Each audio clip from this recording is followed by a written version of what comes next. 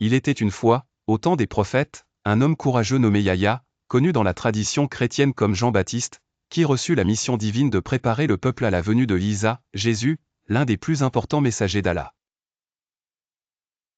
Yahya était le fils de Zacharia, également un prophète respecté.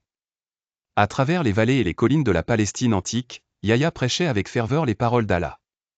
Cela se passait sous le règne du roi Hérode, un monarque puissant mais tyrannique. Chaque jour, Yahya rappelait à tous l'importance de se repentir, de suivre le droit chemin, et d'être des serviteurs fidèles d'Allah. Il soulignait les principes de justice, de paix et d'amour, valeurs fondamentales selon les enseignements divins. Son message, empreint de droiture et de clarté, captivait et ramenait de nombreuses âmes égarées sur le chemin de la vérité.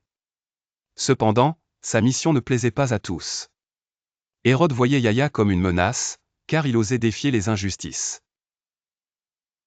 Hérode était particulièrement irrité par la dénonciation par Yahya de son mariage illégitime avec Hérodiade, la femme de son propre frère. Malgré les avertissements et les menaces, Yahya, en homme de foi intrépide, continuait à prêcher sans relâche. Plusieurs fois, il fut convoqué devant le roi, qui le menaçait de torture s'il ne cessait de parler contre lui. Yahya persistait néanmoins, convaincu que sa mission devait être accomplie pour préparer le chemin du Messie susceptible d'apporter la paix.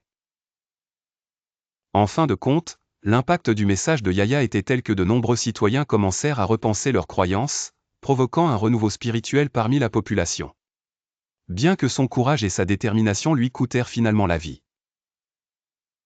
Son sacrifice ne fut pas vain.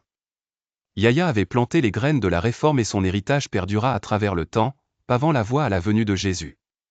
Le courageux Yahya nous enseigne que, face à l'oppression, se dresser au nom de la vérité est un acte de foi.